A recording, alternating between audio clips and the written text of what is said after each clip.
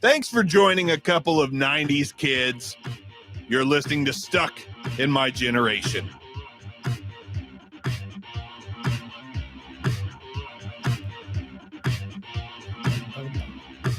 That intro music was so loud the first time. I was like, I gotta edit that shit and make it quieter. And I was like, no, I'll just redo it. I'm over here cussing about Pete Davidson. And God, man. Anyways, Pete Davidson slaying them all. He's killing it. He's killing it. Every single one of them. Welcome back to the show. That is crackly as shit. I don't know why they do that. It's probably me. Mine won't do it. Why won't mine do it? I don't know. Let's try. Do I need to put it there? Anyways, right there. Thanks for joining us on Stuck in My Generation. Yes, it has been a while. Yeah. As Aaron Lewis would say. It's been a while. Well, we had Christmas. We had COVID. COVID. All the C's except for the one that Pete Davidson's getting all the time. Fuck you, Pete. We almost died. Almost died a few times. Yeah. We got kitchen remodels going on. I said I saw the Grim Reaper, but he didn't see me. Yeah. Knock on wood. Yeah. Crazy shit has been happening. Adulting shit. Just so much. Yeah. And all of a sudden, I think it's been almost 6 weeks. Wow! Since we did the Beach Boys, since we did that epic Beach Boys episode. That's right. We did the pets. We did pet sounds, didn't we? We did pet sounds. Yeah. Your father-in-law loves it. He loves it. I liked it that day, and I have put it on a few times since you gave me that record. Thank you. You're welcome. And it's still soothing and kind of cool, but it's just not something I'll put on very often. But we're not here to talk about the fucking Beach Boys. We're here to talk about No, we're not. We're not here to talk about Pete Davidson. We're here to talk about Faith No More. And even Mike Patton's probably jealous of Pete Davidson. Oh, Jesus. I'd say. Fuck you, Pete. Taking all our women. Damn it. Lock your woman up. Yeah, lock him up. Hide her. Pete's coming. Every Halloween, if I give out candy, I'm going to, everybody that's his height, I'm going to like, take your mask off. Heather, where are you? Pete's here. Check under your bed. What was your experience with Faith No More before we did this deep dive into Faith No More? Be 100% honest and upfront. The song Epic. Oh my God, dude, I'm so sick of that song just because of the airplay that it had. It's why I didn't listen to him. Yeah. Like, it's the sole reason why I didn't listen to Faith No More. Sure. It has nothing to do with the song. Right. Well, it does a little bit. But yeah, they overplayed that shit. Yeah, so sick of it. Me too. And I never really heard anything else. It turns out I heard something else after we listened to all of it. But I mean, back then, that was all I heard. And to me, and there was a bit of a band battle between these guys back in the day, but to me, it was a little bit Chili Peppers-ish. Like it was a little bit what you it was just that kind of style of like funky. It's rock. Like a vocal funk. Yeah. And I was like, I like the Chili Peppers. Why would I want to hear a different band do that style? Sure. Little did I know that's not what they sounded like the whole time. Sure. But I didn't listen to them. And my only other experience besides hearing Epic growing up was I think when that Soul Invictus album came out in 2015? Was it 2015? That sounds right. I think it was 2015. I tried to listen to that when it came out just to get something new under my belt. Sure. And at that time, apparently I wasn't ready for it because I was like, it's okay. Yeah. This is better than Epic, but I didn't stick with it. Okay. So that's my experience before we started listening to them. Except for the fact that before we started listening to them, before we officially decided, I did start their first album just to see. We do this sometimes. Sure. We check out a little bit. And then you'll hit me up with a message and you'll be like, what if we did this? Sure. And I like, check this out and see what you think. And we check it out. And then we're like, yeah. Sure. So I kind of did that with their first album and thought I could probably do this. hate or love. It'll either be a Nickelback episode where we hate on them, or it'll be the complete opposite, which is one of the best bands of all time, and it's Limp Bizkit. No, I mean, and it's the Beatles or the Beastie Boys. I got my DVD in the mail, by the way. Oh, good deal. Speaking of Limp Pretty Bizkit, excited. man, we were coming home from the dentist the other day, and my son threw on Limp Bizkit. God bless his heart. Yeah, and I thought, man, I think for whatever Fred's doing, whatever the fellas are doing, it's He's kind coming. of it's drawing in that younger crowd. Coming like Pete Davidson, buddy. That's right. Yes. Yeah. So my son was digging it. And I was like, I mean, it is that's diggable. I'm sorry, it's diggable. So, me and my wife had this conversation again the other day. She was embarrassed about all Kardashians. She watches shit out of the Kardashians. Like, she's trying to just watch them all. It's a guilty pleasure. You know, Sure, it's a good sure. quarantine TV, basically. Yeah. And she's like, I don't know if she's like, I don't know. That's probably the worst guilty pleasure either one of us got. And I was like, I like Limp Bizkit. She's like, yeah, that's worse. I was like, no, it's not worse. It's just, you know, maybe equal. Not worse. It's not worse. It's not worse. No, the Kardashians are pretty bad. I'll take Biscuit over Kardashians. I'd take Kim's biscuits over Limp Bizkit, but you know, Yeah. I'm with you. But yeah, so listening to Faith No More. I won't give too much away. These notes have been baking for a while. This is going to be a refresher to me. Me too. I'll add, I knew, even though I didn't listen to Faith No More, I've been a Mike Patton fan since I don't know if you were at this one with me or not, but since I saw Tomahawk open for Tool. I thought we did. Maybe it was. Most of the Tool concerts I've been to have been with you, so maybe it was. Yeah. I remember Tomahawk opening for him, and I was like, ooh, this is a good opener. Uh-huh. And there's a band called ISIS that sucked balls. I was there. That ISIS sucked. Yeah, that's really bad. That's fucking terrible. Great fucking name, fellas. ISIS, yeah. At least name yourself Pete Davidson, for God's sakes. Fuck. Yeah, ISIS was awful. Sure. I've seen Tool another time, and I don't remember who opened for him then. But I like Tomahawk a lot. Sure. Mike Patton had the instrument with the little that you do Yeah. your hands. We need one. Yeah, we do need one. I know. Fucking, we'll just come on here and do that the whole time, like Pete Davidson. Pete Davidson. But yeah, I was super into Tomahawk, and then before we ever thought about Faith No More, the newest Mr. Bungle album came out, and I heard a single off of it, and I was like, that's heavy as fuck. Is it good? Yeah, I love it. Okay. Fucking good shit. It's like thrash metal. Yeah. Like old school Metallica, kind of. Some of my notes, I hear some 80s thrash metal. Oh, yeah. Yeah. So Oh, yeah. I have to check that out. How old is that album? So, well, the recent. The newest Mr. Bungle album was last year. Okay, so it's really recent. Yeah, it's a re-recording of a demo they did in the 80s. And Mr. Bungle is Mike Patton and the Ian guy from Anthrax with the long goatee. Scott. Scott Ian. Yeah. Is that his name? Yeah. Him. Really? Mm-hmm. Okay, I didn't know that. And yeah, it's him and him. Pete Davidson. Let me see who that is. Pete Davidson's in there. He just plays the pussy. Let's see. Mr. Bungle. It is Mike Patton. And that guy. And that guy. See, this does this too. This does this to me on everything. I can't open up a fucking web page to save my life. Throw that thing out in the field. Trey Spruance. I don't know who that guy's from. It probably won't tell me. See, this is such garbage. Huh. Such garbage. Anyways. It's a super group, sort of. So that kind of deal. So I like that one. Have they always been a super group, or just this most recent? I think the most recent iteration, I think they've always been a mixed bag of different band members, but I think the current set of band members is like the most popular set of band members. Like this is probably the best version of the band. So they re-recorded something they did in the 80s, a thrash metal album, and it's pretty fucking. I'm gonna check it out. It's pretty fucking good, in my opinion.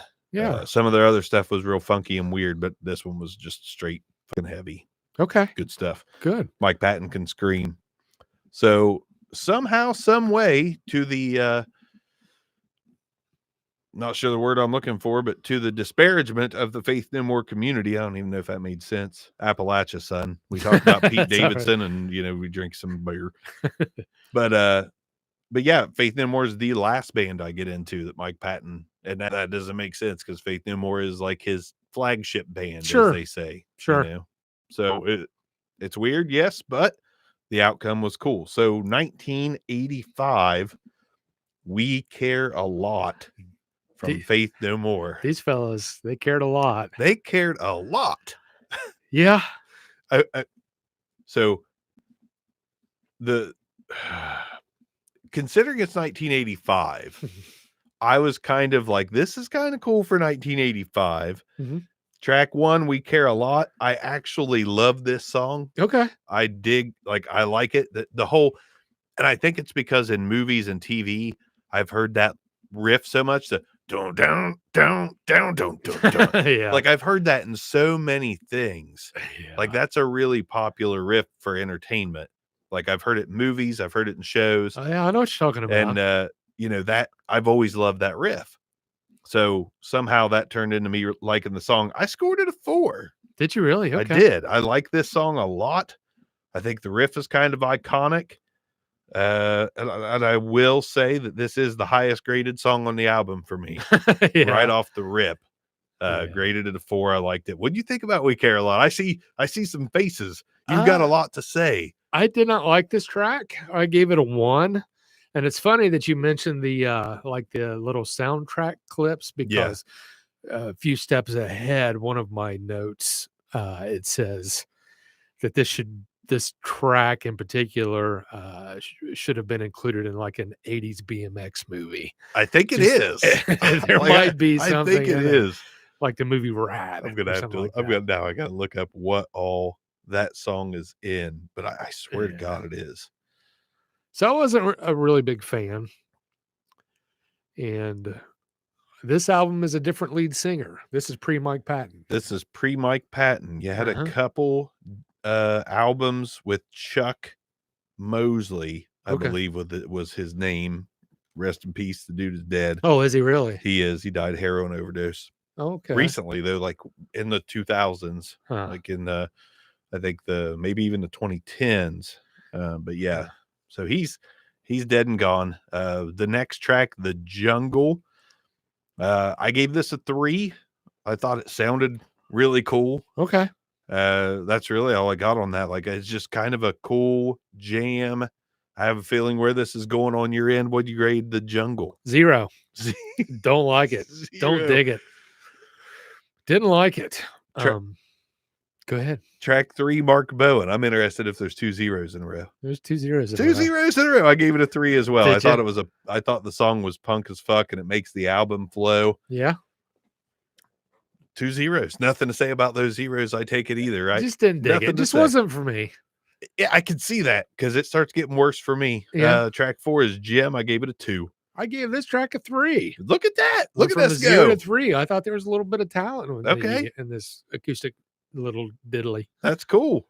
Track 5, Why Do You Bother? I gave this a 1. I thought this was an interlude, and then I thought, when is this going to start? And then it started, and I was ready for it to stop. So I gave it a 1. I gave it a 3. Thought it fit the album, was kind of relaxing. Track 6 is Greed. 1. 2. I'm barely okay with it. It's a lot of dudes' voices making the noises that sound like straight out of the movie The Crow. Okay. It's just a weird fucking jam. Yeah. But it was too worthy for me. I didn't hate it or anything like that.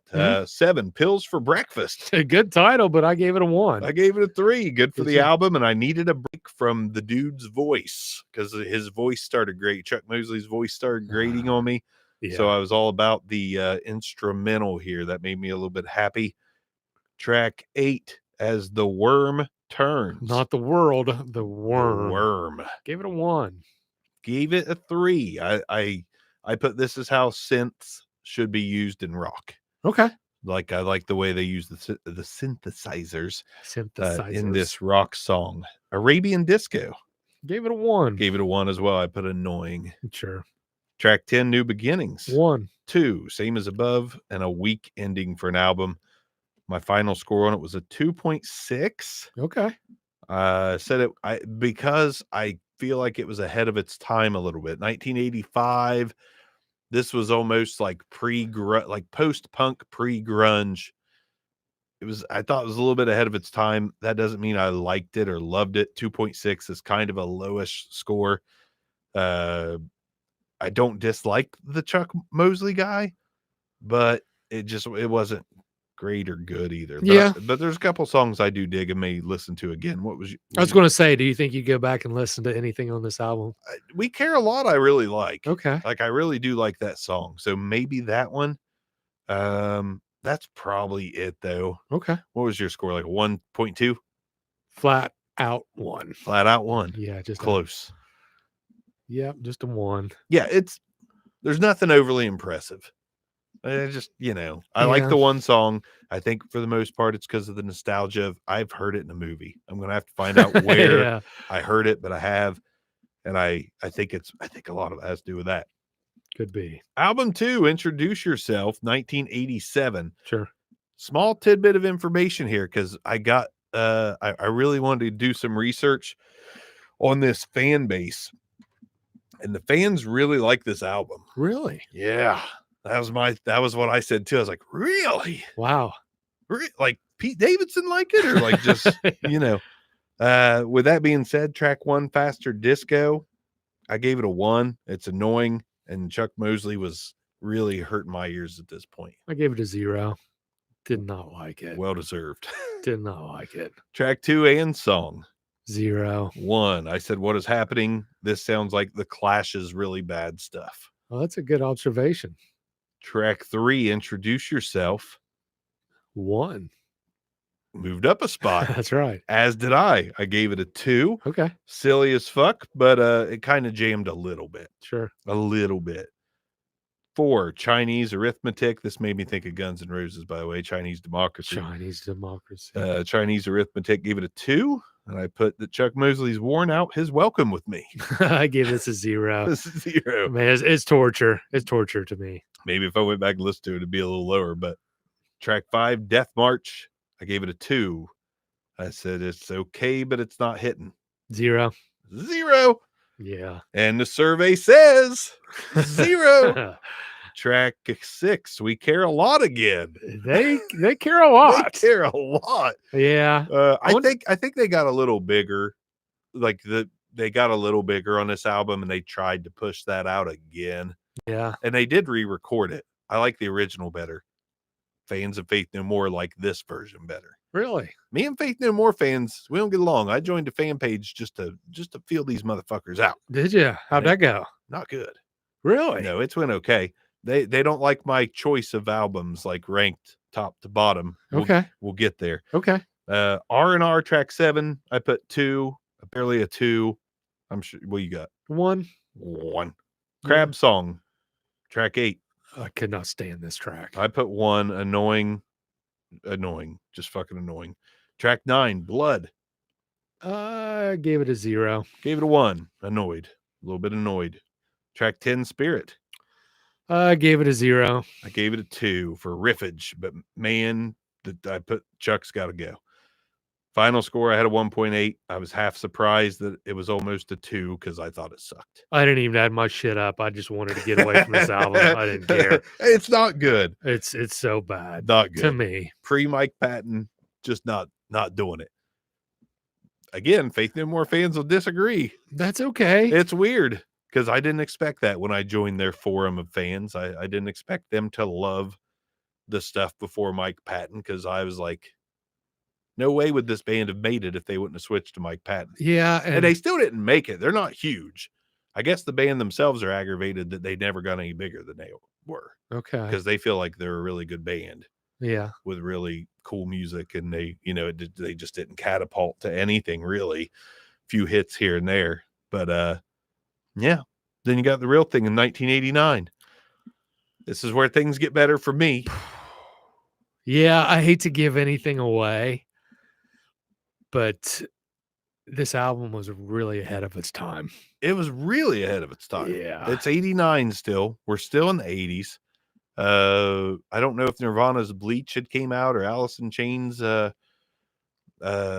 Facelift was their 80s album. I'm not sure, but yeah, I put this on thinking like, well, I'm going to hear Epic again. Yeah.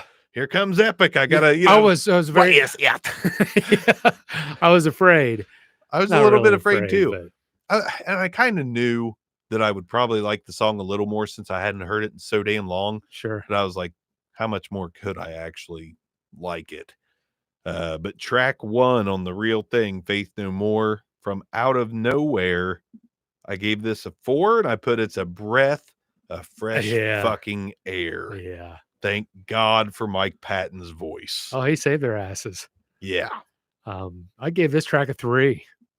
So I 3's good. Yeah, compared to a lot of zeros before this. 3's good. What does VUR mean? Somebody commented, Israel Kid said, VUR FYI. What is it? What is it? What is VUR? I don't know what he's trying to say. I guess I'll find out. Hopefully he fills us in. But anyways, yeah. Did you have any thoughts on the first track that got a 3 from you? It was just a relief. I thought, okay, we're starting to move in the right direction now, getting away from that. Yeah. I heard this first track and I really didn't think 80s. Of course, we're heading towards the 90s during this time, but yeah, it was pretty good. Track number 2, Epic. Man, what is it? What is it? I gave this track a 3. I mean, it's an okay jam. It was just overplayed. It was too much. Yeah, it was. And again, it was very Chili Peppers-ish for me back then. Yeah. But I gave it a 4 this time around. I put that the song has new life for me. Okay. And was really, really quite digging it. Track 3. I get a message and it covers it up. Falling to Pieces. Gave it a 3. I gave it a 3 as well. I thought it was a solid track. Yeah, it was a solid track. There was something. The chorus of the song with the falling to pieces annoyed me a little bit. Somebody put me together. Yeah. I was like, that's a little that's a little annoying. So I didn't love that, but it's fine. Are we really? Hopefully that doesn't mean what I think it means. What's Who it knows? Anyways, I don't know. It's hard. We had sound earlier. I don't know what VUR means. Hopefully he'll tell us, fill us in, because it's an FYI. Something might be wrong, but I wouldn't know it. Track 4, Surprise You're Dead. I gave this track a 4. Fuck yeah. I liked it. Fuck yeah. I gave it a 4 as well. I love it. It's just heavy. Surprise. Yeah. Yeah. I mean, just the charismatic, vocals on this thing, like the laugh after he would say, surprise you're dead. Yeah. It's like kind of Avenged Sevenfold-ish a little bit, but it was, it was ahead of its time. It just sounded really freaking good. Track 5, Zombie Eaters. I gave this a 4. I gave it a 5. Did you? It's a good track. I love this shit. Yeah. Like there's peaks and valleys. Someone else just said VUR FYI. I don't know what that means. Someone's going to have to explain what VUR means because I don't know.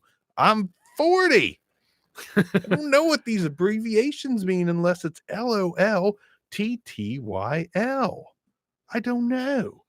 Track 6, The Real Thing. I gave this a 3.5. A 3.5. I was torn between the 3 and the 5. I enjoyed it. I gave it a 5. There's some 5s on this album. I'll just edit out the silence because I'm trying to figure out what VUR That's what I was looking. Yeah. Like, you comment it. Help us. A VUR stands for a bisecular reflux is when your pee moves backwards from the bladder to your kidneys. I don't think that's what they're talking about. I hope that's not what they're talking about. Yeah, not either. I don't know, man. I don't know either. I don't know. Somebody needs to tell me what VUR is. Somebody stayed for a while, so I don't know. Underwater Love. Is that what it is? Track number 7. Oh, okay. I thought VUR was Underwater Love. Someone tell us what VUR is. God damn it. Yeah. What you got on that one? 4. I thought it was pretty good. Pretty good track. What do I got on it? It's pretty good. I got 3 solid, not spectacular. Uh-huh.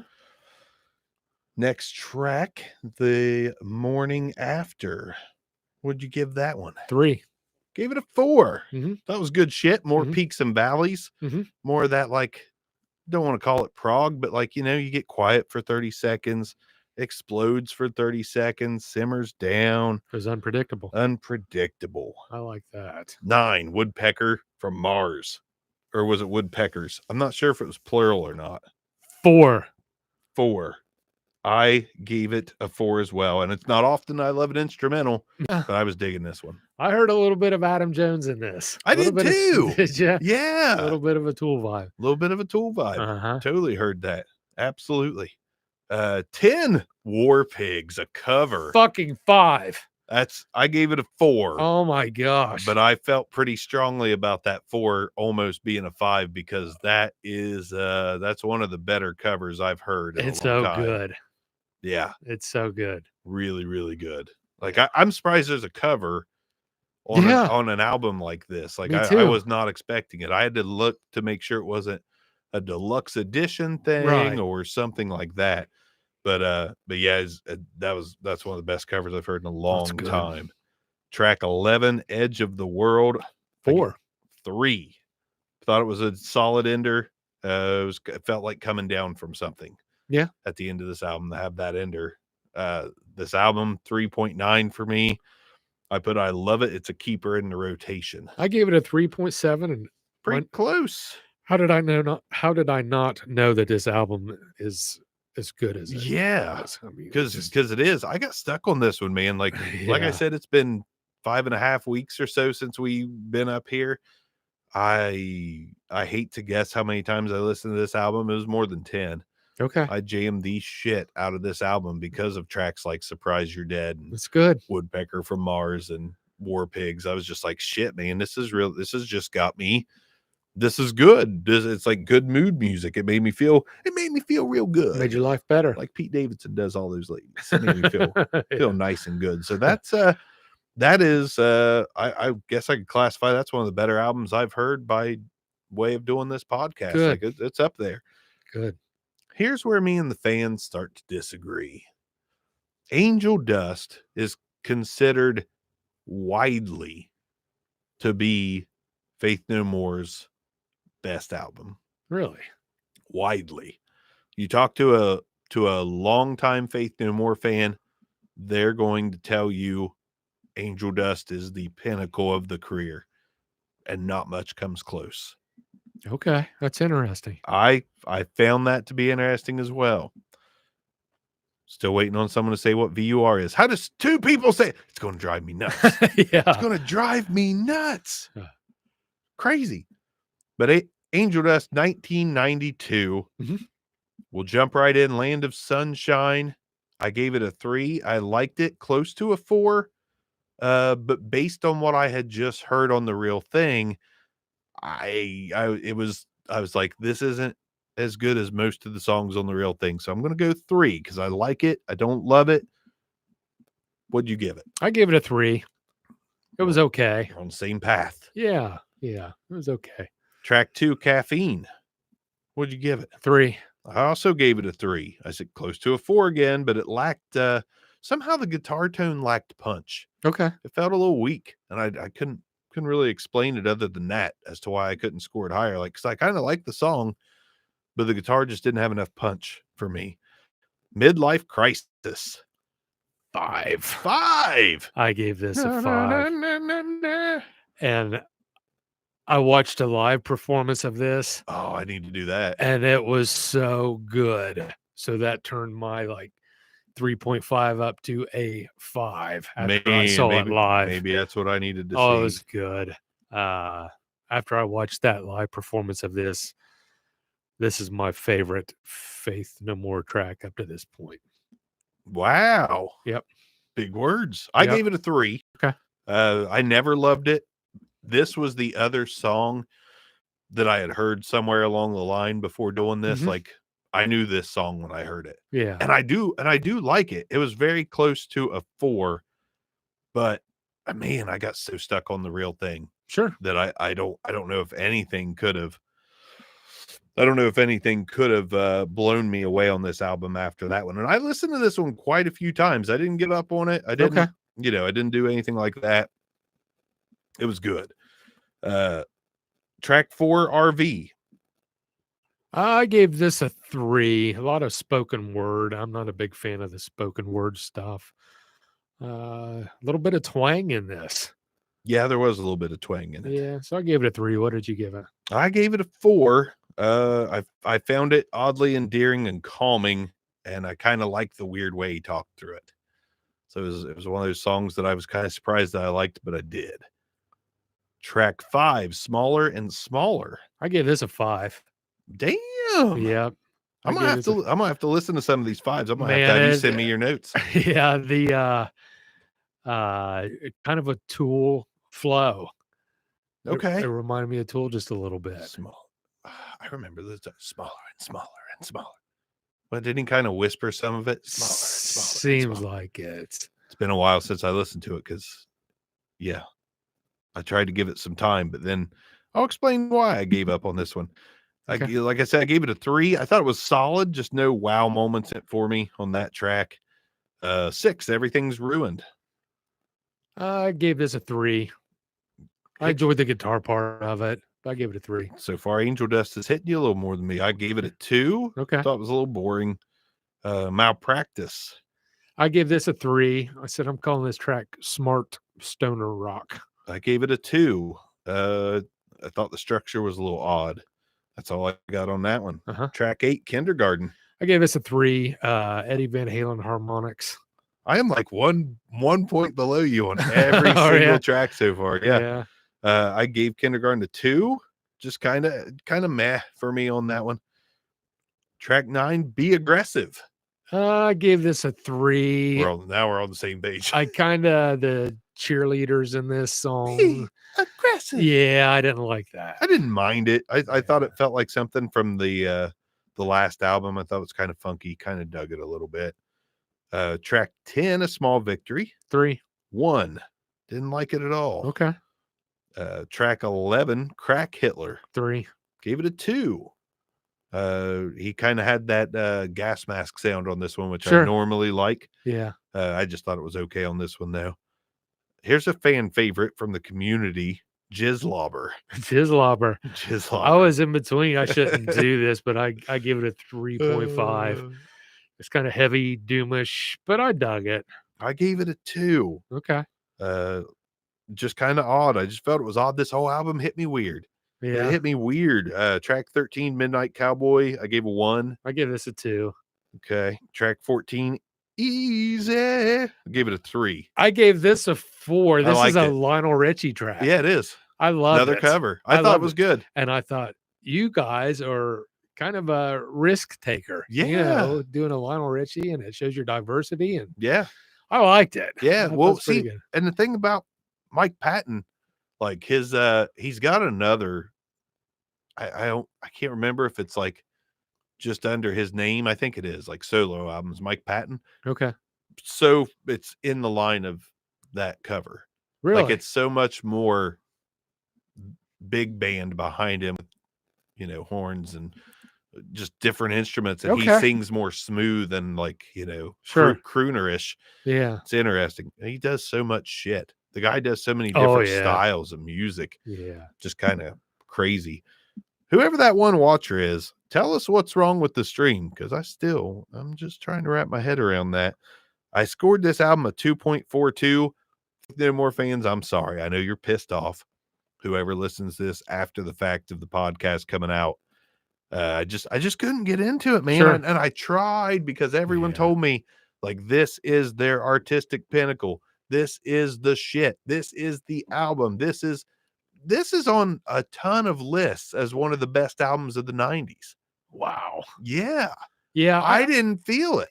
I didn't either. I rated this one a little bit lower than the Real Thing. I gave this album score 3.3. I got a 2.42 on it. I love that last album so much. And I don't know if it affected me on this one or what. But yeah, I could not get all the way into it. Everyone says it'll grow on me. It just might. Yeah. I don't know. But Yeah. but I bet I gave it 8 listens. Wow. Okay. And I just never quite felt it the way Sure. the community felt it. And Sure. those motherfuckers feel it. Yes, Yeah. I'm talking to you. You and you and you and you. You love this album. I tried. I promise I tried. Yeah. I couldn't. I Yeah. tried. I tried real hard. I tried harder than Pete Davidson. He succeeded. I didn't. Last time I'll mention him. Pete Davidson isn't trying. Pete Davidson isn't trying. He's He's just not like, trying. hey. And they're just like, panties off. Cool. Good to go. Yeah. I'm gonna grab a beer. Introduce this next album to our folks. Album number 5, A King for a Day, Fool for a Lifetime. Great title. This was 1995. Thank you. And it felt like 1995. It did. Oh, no shit. That You're right. That was the first thing I noticed was like grunge is over. Yeah. Like all these weird albums came out in 95 and 96 and like this album felt so fucking 1995 to me. It's not even funny. I'm not saying that's a good or a bad thing. It felt super 1995. First track, Get Out. I have 95 to a fucking T. It was very post grunge sounding. It was solid. I mean, I don't hate all post grunge. It's Yeah. I don't hate on all that, but this was like, God, man, I'm gonna watch Clueless and drink a Zima and go to bed. Yeah, we still watch Clueless. That's how me and my wife were talking about it We last watched that. night. She was talking about how much she loves it. I was like, I haven't seen that shit. My forever. son watches it. Yeah. Get Out. I gave this track a 3, and I don't know who's responsible for it. But oh my God, I cannot stand Incubus. I've seen them live. I I'm liked sorry. Incubus for a minute. Yeah. Don't be sorry, because half of the show that Incubus did, They did Lionel Richie tracks. close. They sat on it. They pulled a couch out. Sorry to go off topic. No, go off topic. Incubus. I went with an ex-girlfriend, and we watched Incubus. I liked them, and the ticket was cheap, and I was like, I could watch Incubus. At that time, I liked them. It's been a long fucking time ago, 20 years ago. Yeah. And they pulled a couch out, set all their electronic instruments down, brought out the fucking bongos, fucking acoustic guitars, and they did at least 5 Tenacious D songs sitting on a couch with acoustic stuff. Yeah. Wow. They apparently loved that fucking album, and they covered half that album instead of playing their own music for half their show. Expected that. They sounded good doing it. Wow. They did a really good job covering Tenacious D. So I got like half of a nostalgic Incubus concert and half of a Tenacious D show, kind of. That's like, interesting. it was cool. It was pretty cool. It was a good one. Wow. I was pleasantly surprised. Yeah. But yeah, man, go on with your Incubus thought. No, you're nailing the path. It's here. the vocal flow. It just, I don't know how to describe it. I can't mimic it. Yeah. But it's just that Incubus, I don't know. I gave it a 3. I thought it was okay. Yeah, 3's what I gave it to. Like, it was solid. It was a solid track. It wasn't anything spectacular or anything like that. But I definitely gave it a 3. The what we got here, the next track was Ricochet. I'm gonna pull up our stream, make sure it's okay. What did you think about Ricochet? I gave this track a 4, and I heard so much Rush in this. I heard some Rush on some of these tracks as Did well. ya?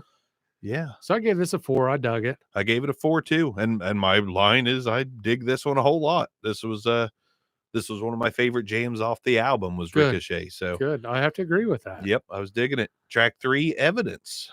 This was a chill track. I thought Yeah. I needed this. A definite display of capability. I gave it a 3. I liked it. I gave it a 3 as well. I Yeah. put I like it and that it's smooth. It was a nice smooth transition song after Ricochet, because Ricochet was pretty heavy, I think. Ricochet was fast or heavy, one or the other. It's been a minute. Yeah. This album, I didn't. This one may grow on me a little bit too. I didn't give it that many spins because I have a hard time going back to the mid '90s rock. Yeah, I know what you mean. Hard time going back to it. It all just, that's when pop punk is so fucking dead to me for the most part. Sure. The mid '90s, like Blink 182 set it off, and then you got Yellow Card and Sum 41, and everyone's going, and I'm just like, oh, fuck all that. Yeah. So this took me back to that time, and I didn't enjoy going back to that time. But I mean, so far so good. Still, it's not like it's bad. The Gentle Art of Making Enemies. I give this a 3. Got a 3 on it too. I dig it. It's not anything crazy special, but it's like so far everything's diggable. Like I probably wouldn't go seek it out, but it's like if it's on the radio, I'm going to bob my head to it, kind of a thing. Star AD. I gave this a 2. Really wasn't for me. Gave it a 2 as well. I respect the fusion. Like it was kind of a fusion-y song, but it just was not for me. I almost went Porky Pig, but it's not. but it's not for me. Cuckoo for Caca. Man, this track pissed me off. Oh shit. Tell me more. Just because Preach it, brother. It was the initial listen to this was kind of more of like background music. Yeah. And I was trying to focus on something, and just the vocals on this, it really, there's some songs like I can listen to like some George Harrison music, and it doesn't matter what kind of mood I'm in. It doesn't piss me off even more, or, just a neutral feeling. This just kind of, I don't know how to describe it. Almost like turbocharged my stress. It was fueling my stress instead of trying to calm me down. Right. It was just, I don't know how to put that into words. It's the wrong time. Yeah. So I didn't like it. I gave it a 3. Did you? I put damn near a 4. I like the dark brooding feel of it. So, but again, nothing special here. So far the from the real thing, everything's on a very slight downhill slope. Sure. Faith More fans be like, fuck you, Red Jacket boy.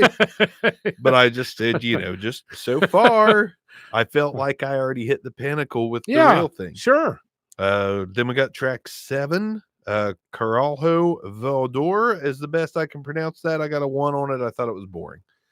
I gave it a 3 just because I think I was so fed up with the previous track. I may have bumped this one up just a little bit. That makes perfect sense. And I actually came back from a break after the Cuckoo for Caca. Cuckoo for Caca. I walked away for a little bit. Right. Yeah. That happens. And I had to reboot, and I jumped back in. Fuck shit pissed you off. Fuck piss hits off. It did. Yeah. It was aggravating. Made you feel like you were on some angel dust from album 3 or 4 or whatever that was. Ugly in the Morning. Metallica gallops, who Metallica probably stole from somebody else. Right. What'd you have on this? I got a 4 on it. Thought it was chaos, and I kind of loved it. I gave it a 3. Chaotic shit. Solid track. Liberty Dude said that's what she said. I assume you mean Cuckoo for Caca. Cuckoo for Caca. Or Ugly in the Morning. Digging the Grave, track 9. Gave us a 3. Gave it a 4. It was very punkish, and I kind of liked it. Yeah. Punkish. Good. Fast. 95-ish. 95-ish. Take This Bottle. Track 10. 2. 3. I put Patton Can Do Anything. I don't love this, but Patton Can Do Anything because apparently it was a different type of track. I don't remember it now because it was kind of country-ish. I thought, are they poking fun of country? Okay. Might have been. Yeah. Might have been. Take this bottle. Yeah. Yeah. Now I remember. Yeah. It's coming back to me. Yeah. 11 King for a Day. I split this up and gave this a 3.5. Sounded a lot like Rush. Heard some Rush sounds in this. Yeah. I gave it a 3. I thought I was starting to dig, still kind of digging the album enough to enjoy it. So yeah, I was still feeling it. Track 12, What a Day. Can I interrupt you for a minute? Fucking do whatever you want. Man, I'd like to dig into Rush, but I'm guessing they have like 48 studio albums. Um, I'm overreacting. I don't think it's 48. I bet there's a bunch. It's fairly heavy. I want to say it's similar to Fleetwood Mac. Okay. Rush studio albums. I want to say it's the same as Fleetwood Mac. Okay. I don't know that for fact though. 19. So one more. One more. Okay. One more than the Fleetwood. I'm going to the next time I need something to listen to, I'm going to listen to Rush's first album.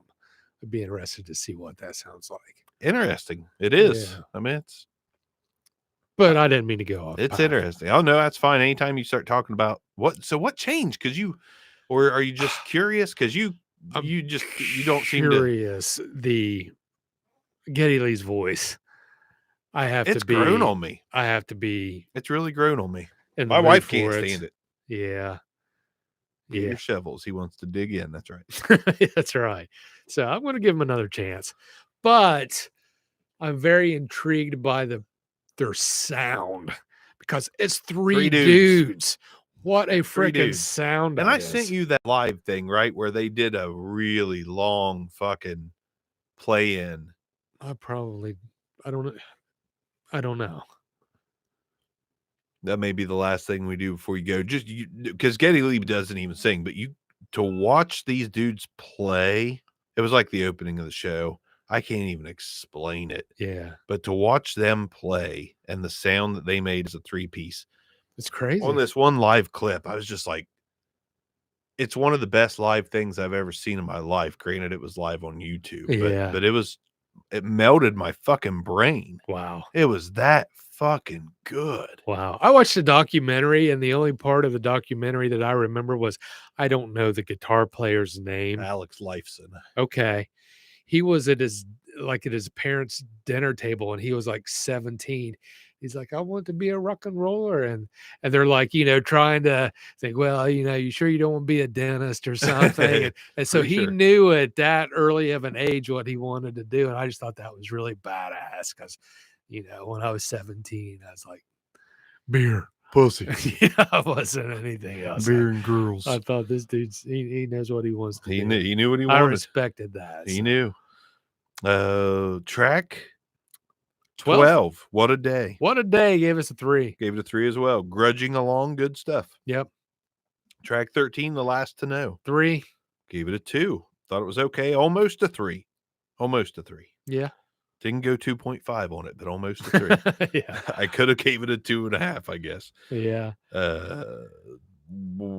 Track 14. Just a Man. 3. I gave this a 3. I thought it kind of cracked me up a little bit. Yeah. Thought it was kind of powerful somehow. Yeah. Overall score 2.89. Nice. 2.92 for me. Okay. So we were pretty close. Real close. Uh-huh. I wrote The System Works again because if I would have had to grade this one, I liked it a little better than Angel Dust and not as well as The Real Thing, which it falls in between those two score-wise for me. So sure. There it is. Sure. Liberty Dude, while you're here, a couple different dudes or dude and a gal, or I don't know the names, said VURFYI. What the fuck does that mean? Is Pete Davidson coming after me? I said I wouldn't mention him again, and yet I did. But so far so good on Faith No More, honestly. Like, sure, it's not something to hate on. Right. There's moments where it's really fucking good. And speaking of which, I hope you're here, Liberty Dude. Speaking of which, the fan base of Faith No More really thought I was a dumbass for these next 2 albums. They really thought I was a dumbass. Okay. And all these viewers, you are really going to think I'm a dumbass for these last 2 albums. Album of the year. What a great title. 1997. Great title. What a great cover. Yeah. Like just the dude on the train with the flower. Like I saw the cover. I was like, that's fucking beautiful. That's what I thought. That's something you would see in like one of those picture books at the lawyer or the doctor's office. It's like, greatest pictures of the 20th century. It's a coffee table book. A coffee table book. Yeah. Totally had that coffee table feel. And, I put this album on. And I'm like, man, 95 and 97. I was like, this album's probably going to sound like the last one, just a little different. No, it fucking doesn't. Yeah. You fucking turn this shit on, and the first thing you hear is Mike Patton scream, "Collision!" And I was like, fuck. It's like, no, no, no, no, no, no. I was like, God damn. Yeah. Like, this shit hit me like a ton of Good. bricks. Good. This opening track, I will say, fucking smacked me in the face. Good. I listened to the opening track like 4 times before I even moved on. It's like, that is hard shit. Yeah. And it sounds good. Yeah. Gave it a 5. I said, this is where it's at. The vocals, Patton fucking screaming. The guitar, as just said guitar. The guitar sound was fucking screaming. And I think I loved this first track so much because there's just, it was like a perfect blend of Tomahawk and The Real Thing. Okay. It's like they are giving it to me like Pete Davidson right now. Giving it to me like Pete on this one. Just right up the fucking ass. Fucking ride the lightning. God damn. Yeah. Fucking loved it. What'd you give this track? I gave this a 3. I thought it was a solid track. Fuck you, Hicks. Yeah, I thought it was a solid track right out of the gate. Fucking smacked me in the mouth. I won't go back and listen to it again. I'll revisit this. in the mouth. Yeah. Track 2, Strip Search. 4. Gave it a 4 as well. I said, this is the sound, man. Really I must have been smoking on this one. This is the fucking sound, man. I was fucking digging. I was like, this is a great contrast to track 1. What a 1 and 2 to open it up. I was like, fucking give it to me. Ride the pony like lightning from hell. That's right, Liberty, dude. Track 3, Last Cup of Sorrow. 4. Fucking 5. I like this. Fucking 5. So I can't live without this shit. This is a stellar fucking track. Let's stop right here. Did you get shit for, because I'm kind of getting the vibes that you really dug this album.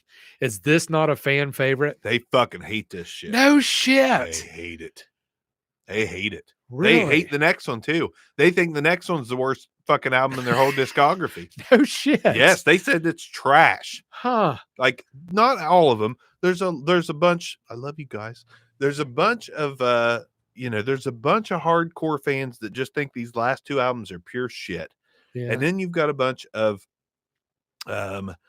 Faith No More till they die folks who love all of it, but also consider these last 2 albums to be among their weakest.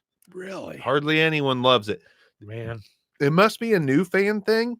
Okay. Because I talked to a few people.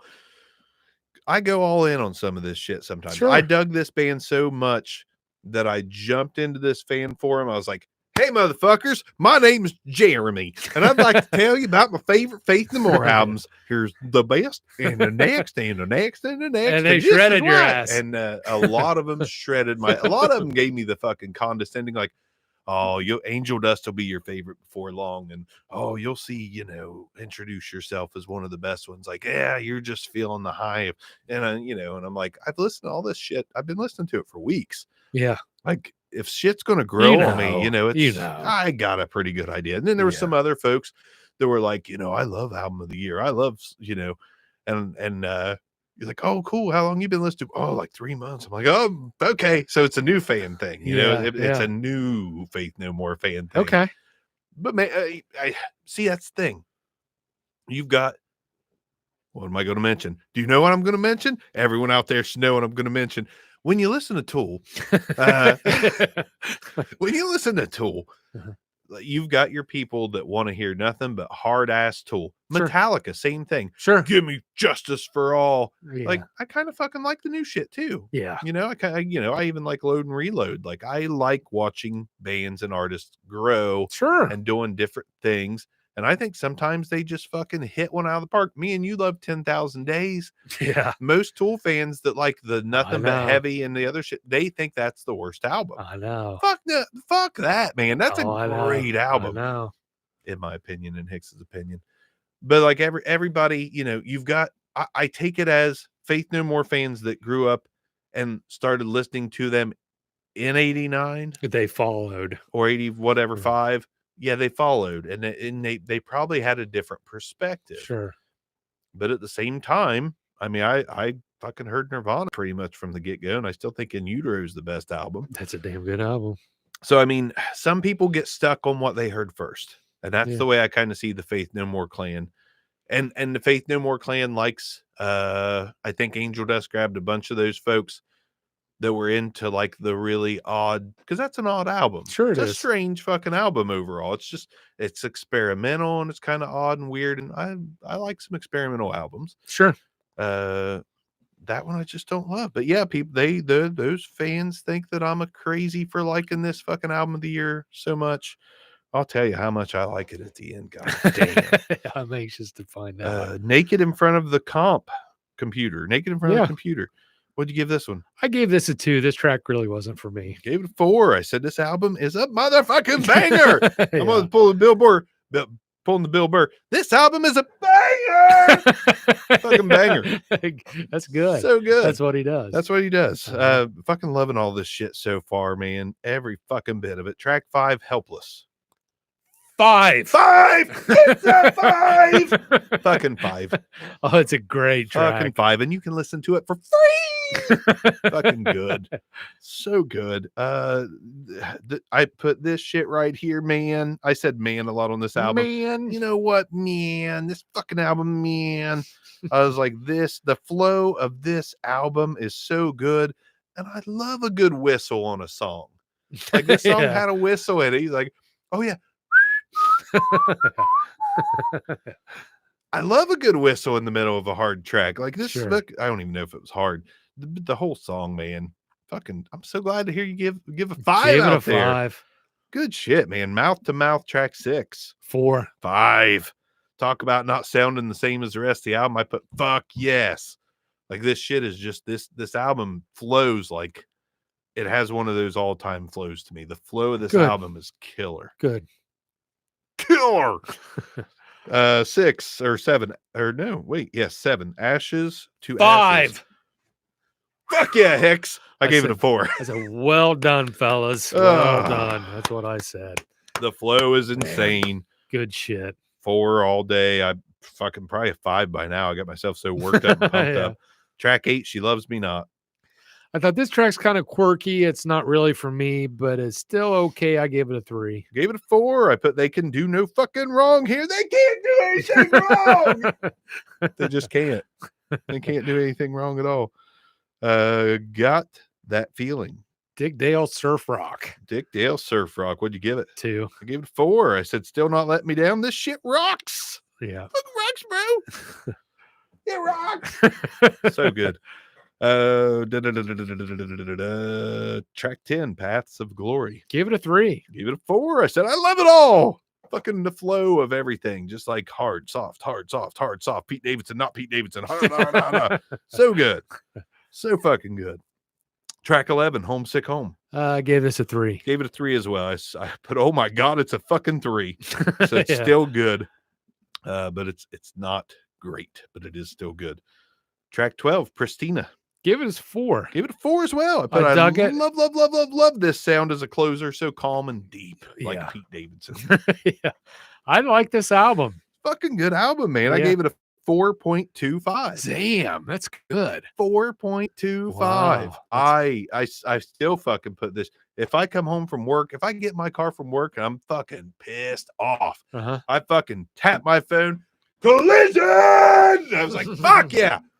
Fuck yeah. So good.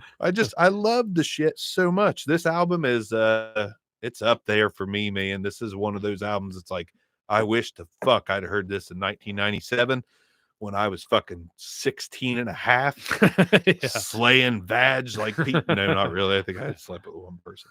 But if I'd heard this at 97, I could have turned into like Elon Musk or something after hearing this. It might have opened my eyes to the whole everything. It was that fucking good. Love this shit. And the Faith No More community thinks I'm fucking dumb. I can't get over that, but they love Angel Dust, bro. Yeah. They love Angel Dust. Yeah. That's what they're all about.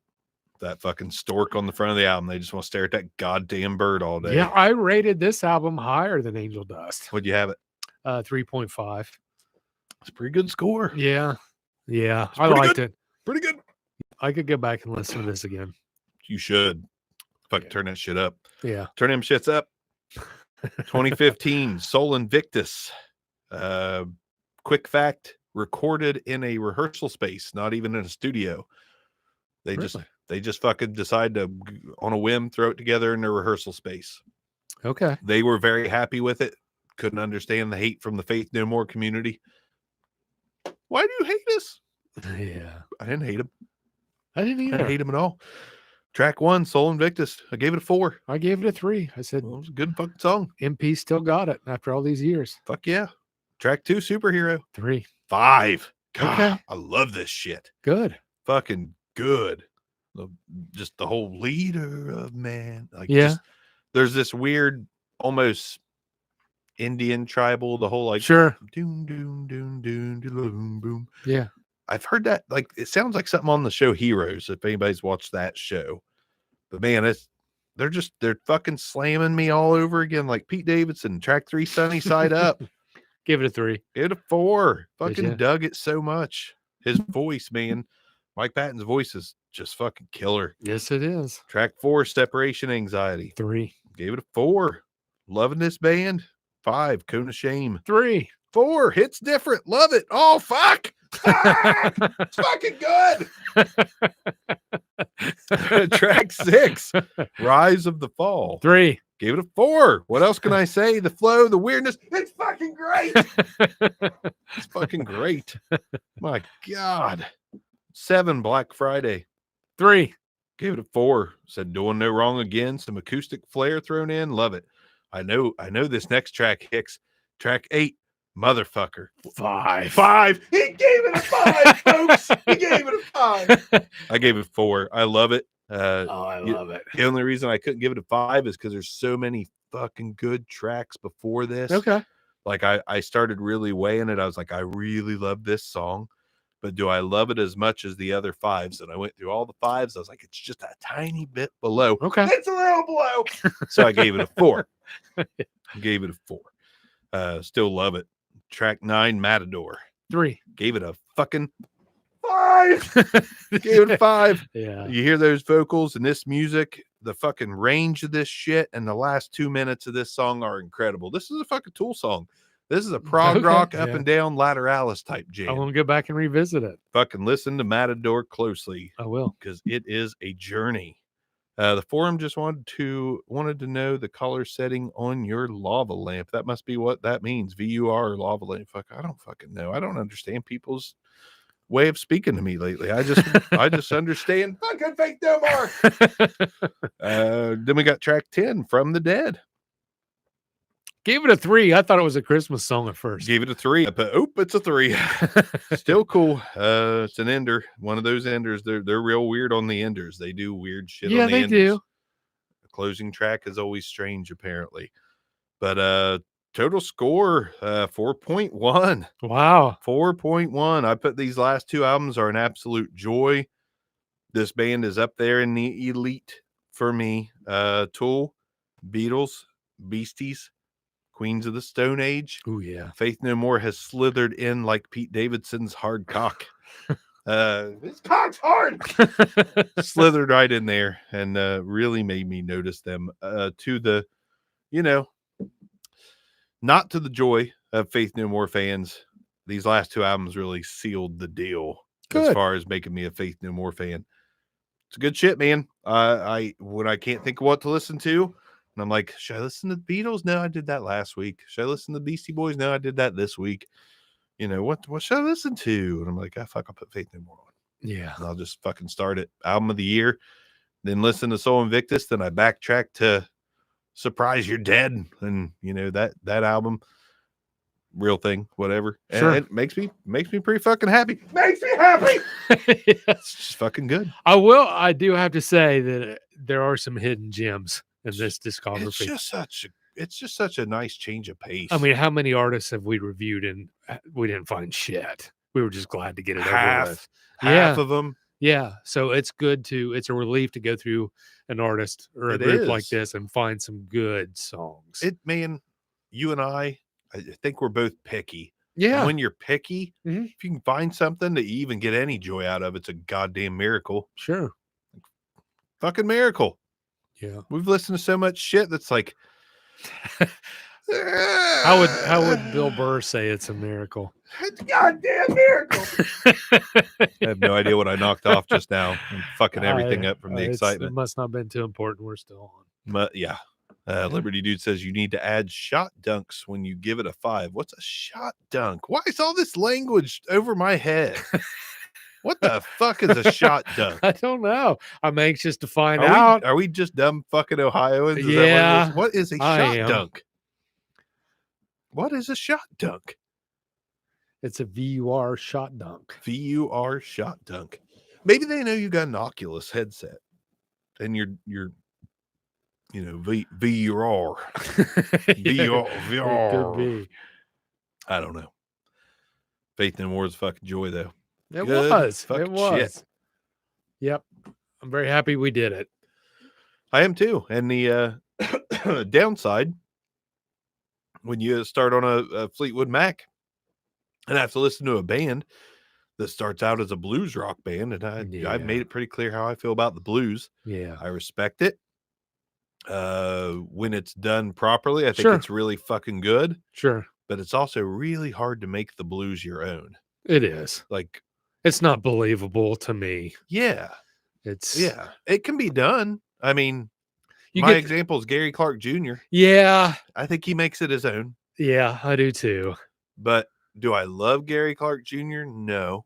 Right. Because it's the blues. Do I like it? And it, if it comes on, do I keep listening? Yeah. Yeah, he's pretty good. But it's just so hard to hit a nerve with the blues. Like, I haven't heard the blues in a long time that I was like, God damn, that was good. No, it's just good. It's good, but it's not great. So listen to Fleetwood Mac, they're doing the blues rock thing. Like, motherfuckers, there's 80,000 bands doing this. Yeah. And you're not one of the good ones. Yeah. And then they transition to like a jazz rock band, which fucking kills my soul even more because I just can't get into jazz. I sent you that video from Revolver of shit. I think I went on the wrong track, but like those heavy metal dudes and listing their favorite their Mount Rushmore of artists, and like Maynard James Keenan's like Joni Mitchell. Yeah. And then there were some other ones in there, and then I heard, was Bill Burr actually talking about fucking listening to John Coltrane and like Miles Davis and all this shit. I'm like, man, like I respect the fuck out of them, but to put an album on is tough for me. Yeah. Because jazz is like, it just doesn't fucking hit me. Right. But it hits so many people in a different way that it hits me. I'm like, what the fuck is wrong with me? Why can't I get into this jazz? The Buddy Rich drumming. Yeah. I've tried to listen to that. Is that who Dave Grohl got a lesson from? I can't remember. I listened to his book on audiobook form. I did too. And then he was talking about how someone was holding the sticks like the proper way. And he's like, fuck that. Like, you can't do that. Yeah. Just grab them and start fucking banging. Yeah. But I remember that from that Fleetwood Mac went jazzy rock, and there's a song here or there that was tolerable, but it's like, fuck, man, this isn't doing it. So to go from Faith No More, when you find a couple albums you score into 4s, then you go to Fleetwood Mac. I gave some shit away just now. That's all right. It's been a tough start. Yeah. I'm eager to see what the rest holds, because since it's the end of the episode, not too many people make it to the end of podcasts. I will say, Rumors is one of those all-time greats for me. I bet. That album's fucking stellar. It is fucking great from top to bottom. And I don't know where they're going to go from here. I'll find out when I start listening to them again Monday. Sure.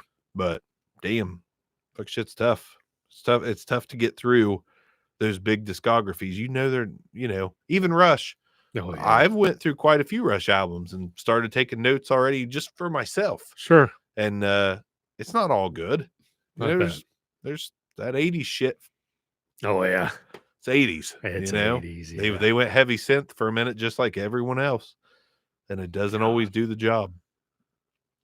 Unlike Pete Davidson. He said it again. That's what you get from me on 2 beers. That's all it takes. We didn't even drink any Fireball. No, we didn't. What the fuck is wrong with us? I don't know. I should drink some Fireball. We I need to guess get I was back in- pumped enough. We need to get back in the groove. Yeah, we're pussies now. Yeah. Well, we don't drink much or do much. We're just kind of just vaginas talking into microphones. Yeah. That's all we are. Trying to figure out what VURs are. I still don't know. VOR.red. I think it literally just has to be some fake accounts jumping into the stream and commenting. Who knows? I don't know. I'll watch back. Maybe I've got a VUR on me somewhere. I don't know. Maybe it's a special kind of bug or something. I don't know. Anyways, thanks for listening to us talk about Faith No More. To the Faith No More community that listens to this after the fact, I'm sorry that I didn't love Angel Dust. I know you're all going to be like, oh, fuck, dude, stupid. Yeah. At least I like your band, motherfuckers. How about that? Exactly. At least I like your goddamn band. Exactly. So suck on that big old Davidson cock. Enjoy yourselves. We'll see you next time for Fleetwood Mac. See ya. Thank you for listening to Stuck in My Generation. Again, if you want to suggest bands for us to listen to, send it over to stuckinmygeneration@gmail.com.